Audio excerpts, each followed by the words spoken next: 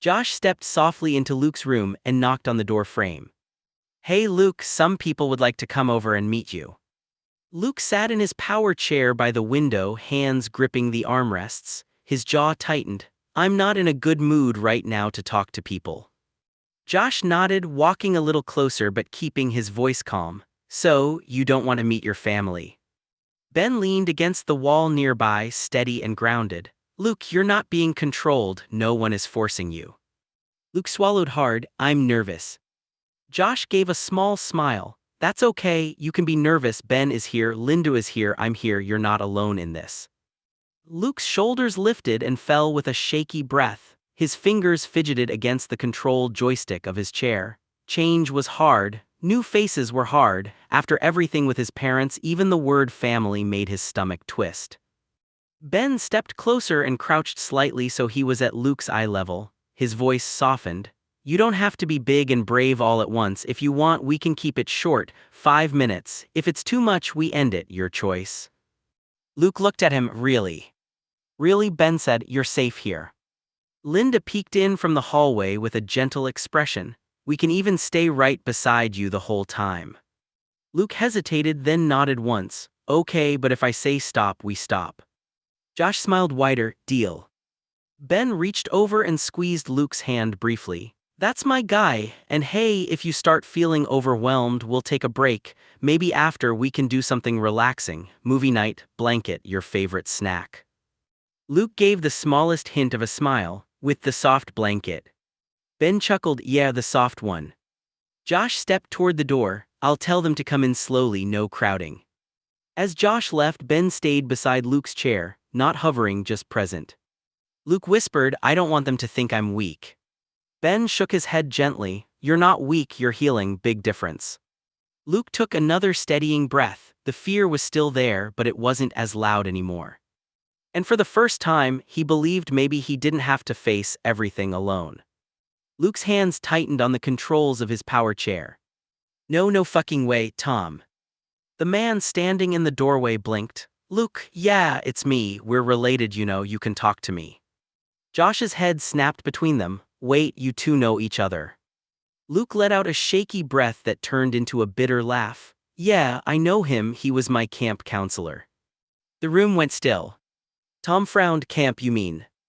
Luke cut him off. "The special summer program Mom and Dad sent me to," his voice sharpened. "The one they used to hide me while you all went on vacation." Josh's face drained of color. "Hide you?" Tom's eyes widened as pieces clicked together. "Your mom dropped you off, I remember that day, she looked stressed, but I swear, Luke, I didn't know." "You weren't supposed to know," Luke said, "that was the point." Linda stepped closer to Ben, stunned. "Josh and I didn't even know he could talk until 2 days ago." Tom stared. "What do you mean?" Luke's jaw trembled, but he kept going. "Pat and Aaron were trying to hide me from the family. They told everyone I couldn't speak. I had to stay quiet. I had to keep Mom company, up front, smile, nod, be the quiet one." Josh's voice cracked. "You couldn't speak because they told you not to." Luke nodded slowly. "I could talk the whole time, I just wasn't allowed to." The words hung heavy in the air. Tom stepped forward, careful, like he was approaching a scared animal. "Luke, even when they weren't there." Luke gave a hollow laugh. "Unfortunately, yeah, even when they weren't there." Ben moved closer, placing a steady hand on Luke's shoulder. "That's what control does," he said quietly. "It sticks in your head." Tom ran a hand through his hair. "At camp, you barely said a word. I thought you were just shy. I tried to get you to open up." "I remember," Luke whispered. "You were nice." Tom swallowed. "If I had known."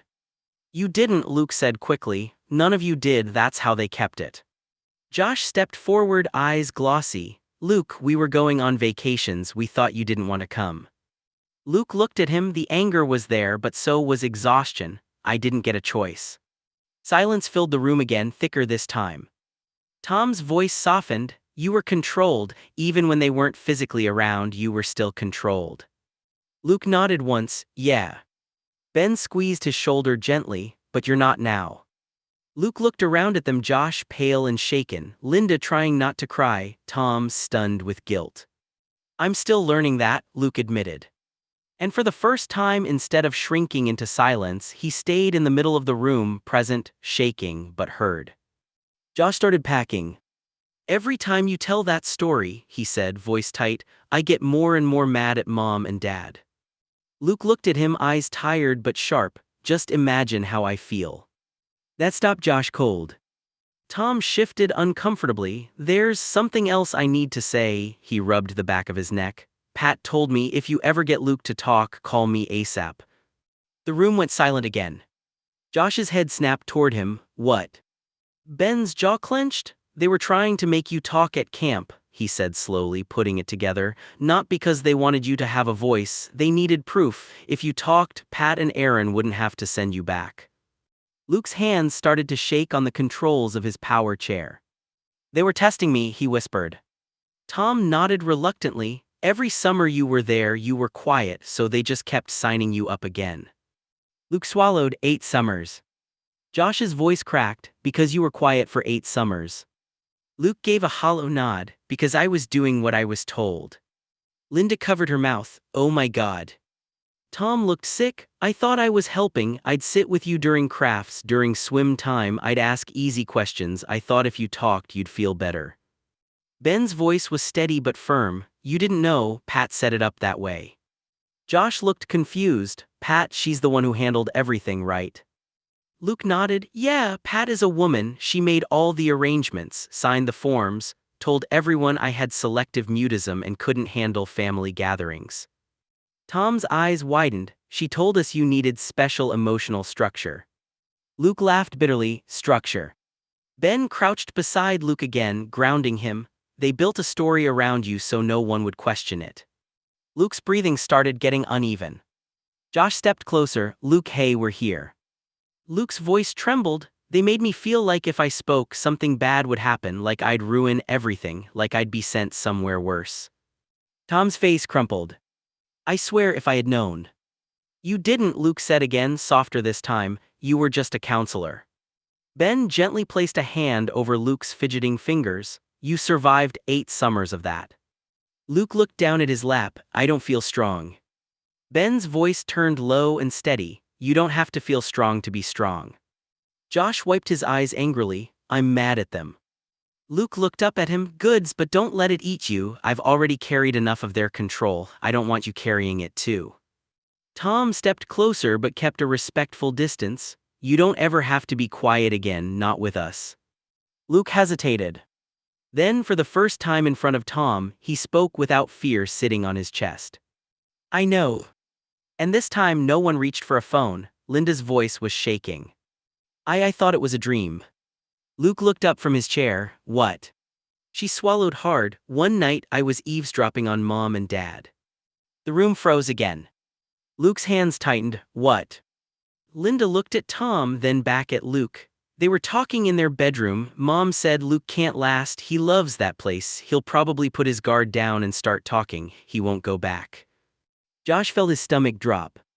Linda's voice cracked, and then she said, "I paid Tom $30,000 to get Luke to say anything." The air left Luke's lungs. "What?" His voice was barely audible. Tom went pale. 30 what? Luke's eyes darted between them. "They never wanted me to have fun." Linda shook her head, tears forming. "I might have been dreaming. I was young. I didn't understand." Tom interrupted softly but firmly. "You weren't dreaming." Everyone looked at him. "For your last year," Tom continued, guilt heavy in his voice, "Pat didn't pay me." Luke's brow furrowed. "What?" Tom exhaled slowly. "The first 7 summers I received donations from Pat. She said it was for extra one-on-one support. I didn't think of it as a bribe. I thought it was for camp services." Josh's voice rose. $30,000. Tom nodded once. "It stopped the 8th year." Luke's face went still, too still. "Because I aged out," he said quietly. Tom gave a small broken nod. "Yes." Silence crashed over the room. Luke stared at the floor. "So the goal wasn't for me to heal, it was to catch me slipping." Ben stepped closer immediately, sensing Luke drifting inward. "Hey, stay with us." Luke blinked slowly. "They were waiting for me to mess up." Linda shook her head violently. "Luke, I didn't know. I swear I didn't know." Josh looked furious. "They bet against you." Tom's voice was thick with regret. I never once reported you speaking, not once. I told Pat every year that you were still quiet. Luke looked up at him confused. Why? Tom's eyes were wet. Because it felt wrong, the pressure, the way she'd ask, it didn't feel like someone wanting their kid to grow, it felt like someone wanting proof. Luke's breathing trembled. Ben knelt in front of him again, grounding. Luke, look at me. Luke did. You didn't fail, you didn't lose, you survived exactly the way you needed to. Luke's voice cracked. They paid to control me. Josh clenched his fists. They manipulated everyone. Linda whispered, I thought it was just a weird conversation. I didn't understand what it meant. Tom looked at Luke directly. I'm sorry, I should have questioned it harder. Luke shook his head slowly. You didn't know the full story. Ben kept his hand steady on Luke's knee, and now the story out. Luke stared ahead, hurt flickering across his face. I wasn't a kid at camp, I was a test. Ben's voice softened but stayed firm. No, you were a kid trying to survive adults who failed you. For a long moment no one spoke. Then Luke whispered, more to himself than anyone else. They never wanted me to win. Ben leaned closer. You already did. Luke's voice was quieter now but sharper. Tom, did you tell the camp director? Tom didn't look away this time. All the payments went through the director. That's how camp works. Some parents pay for one-on-one support. You were on that list. He paused. I thought you needed extra help, and at the time you did. Luke's jaw tightened. Extra help or extra monitoring? Tom's shoulders dropped. I thought it was support, structured attention, emotional safety. Luke shook his head slowly, but they wanted to know if I was still being controlled without them there. The words hit harder than yelling would have. Josh muttered under his breath, they wanted reports.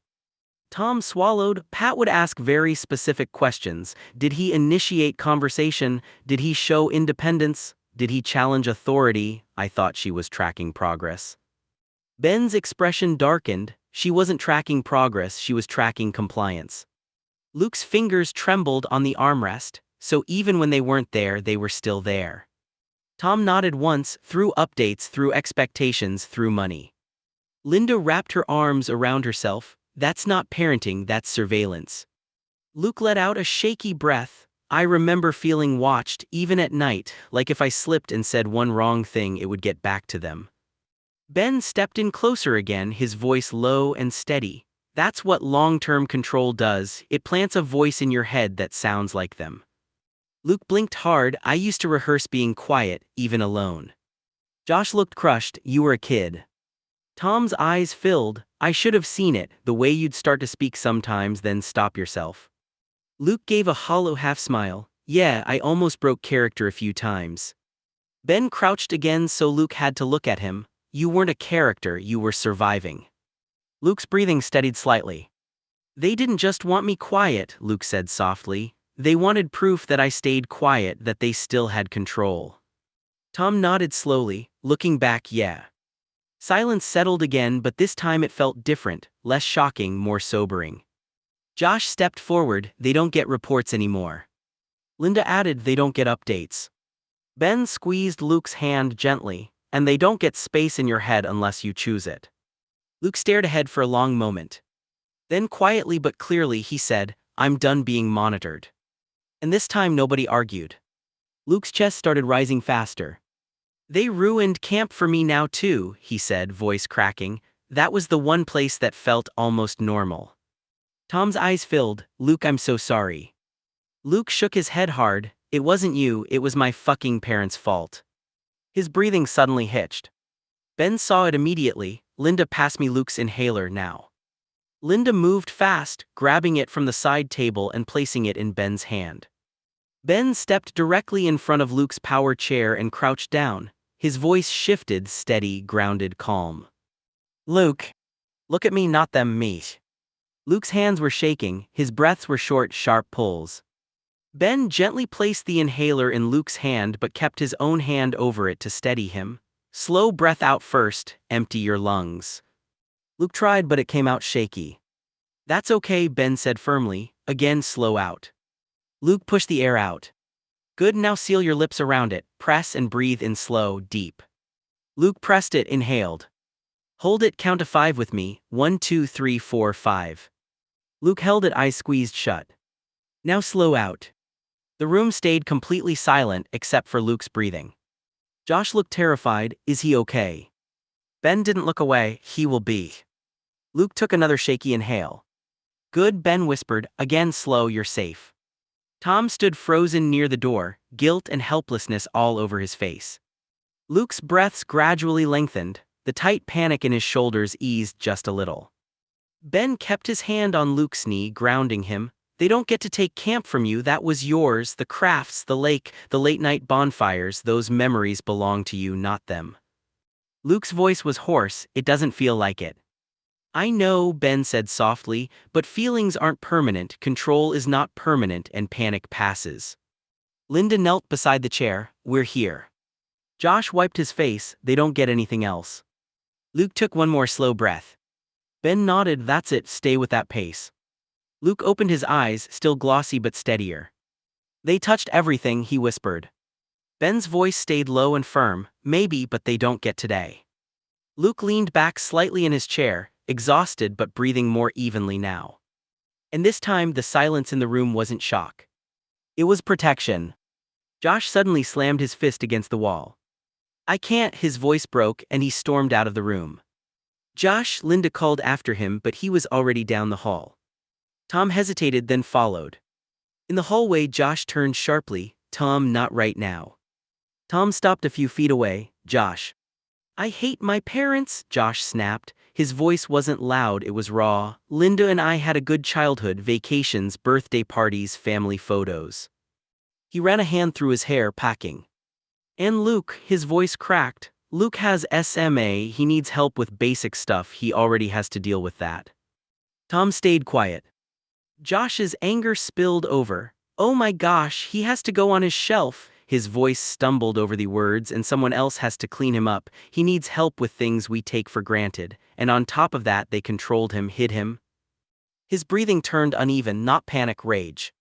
How is that fair, Tom? Josh demanded, tell me. Tom's eyes were heavy, I can't. Josh let out a broken laugh, exactly because it's not. He leaned back against the wall, sliding down a little before catching himself. It's not fair he got the strict rules, it's not fair he got monitored, it's not fair he got shipped off while we went to the beach. Tom stepped closer carefully, you didn't know. That doesn't make it better, Josh shot back, he was alone. Tom nodded slowly, your parents made choices that don't make sense, not then, not now. Josh shook his head, he already has to rely on people for physical stuff, the least they could have done was let him have his voice. Silence sat between them. Inside the room, Ben's low voice could still be heard faintly, steady, grounding Luke. Josh swallowed hard, he thinks camp is ruined now. Tom exhaled slowly, maybe not forever. Josh looked at him, eyes red, you really think that? Tom nodded, memories can be complicated without being destroyed. He had moments that were real, I remember him laughing once during canoe day, it was quiet, but it was real. Josh's shoulders dropped slightly. I don't know how to fix this. Tom shook his head gently, you don't fix it, you stand with him. Josh looked back toward Luke's door. Yeah, he said softly, I can do that. And for the first time since the yelling started, his anger shifted, not gone. But pointed in the right direction. Luke's voice was small but firm. Linda, can you please go, have Ben change me and put me in bed. Linda nodded gently, her eyes soft. Okay, Luke, she gave him a reassuring smile and quietly left the room. Ben stepped closer, his tone calm and steady. Do you want to talk about what happened? Luke shook his head slightly, voice hoarse. Ben, I just want to go to sleep. Ben gave a small, understanding nod. Okay. He carefully helped Luke with his nighttime routine, moving slowly and patiently. Once Luke was settled and comfortable in bed, Ben sat nearby, keeping a steady presence without pressing him to speak. The room was quiet, save for the soft hum of the power chair now parked beside the bed. Luke closed his eyes, exhausted, letting the weight of the day finally settle, and for the first time in hours he let himself breathe without fear. Ben stepped out of Luke's room quietly, leaving the door slightly ajar. Josh peeked in and tried to reassure himself as much as Luke. He's okay, he said softly. Ben's voice came from the hallway, firm but calm. No, he's not okay. Tom hung his head, guilt written across his face. I'm sorry, Luke, he murmured. Linda's voice shook but carried conviction. This was our parents' fault. From inside the room, Luke's sobs grew louder. He curled slightly under the blankets, shaking with emotion. Everyone else froze at the doorway, unsure how to enter but desperate to be near him. They stayed just outside, leaning close, listening, letting him know he wasn't alone without crowding him. The sound of his crying filled the hall, raw and unfiltered, while Josh, Tom, Linda, and Ben simply stayed there, silent witnesses, holding the space for him to release everything he had carried for so long. No words were needed, just presence. Luke's eyes fluttered open, the morning light spilling softly across the room. Ben was already by his side, voice calm and gentle. You're good, Luke, how are you feeling? Luke blinked a few times, then asked quietly, Ben, do you have more bad news about my childhood? Ben shook his head. No, why? Luke squinted at him. Then why are Josh and Linda acting normal nice? Ben's expression softened. Because we heard you crying last night. Luke exhaled slowly, almost a sigh. Yeah, last night I cried and now I'm moving on. Linda stepped closer, concern written across her face. Talk to us, Luke, we're worried about you. Luke turned his head slightly, looking at them both, his voice steady but firm. I had a messed up childhood, Care was messed up, we can't change that, I want to get over it. Josh frowned, a little hurt. You don't care. Luke shook his head. I do care. But we can't change the past unless one of you builds a time machine. He let out a small, dry laugh. If you want to smile at my stuff or have Ben change me, fine, otherwise leave, I'll talk with you guys at breakfast. There was a pause as the words settled in. Ben and Linda exchanged a glance, understanding that Luke needed space, his way of reclaiming control after so many years of having it taken. Josh sighed, nodding reluctantly. Breakfast it is, we'll wait.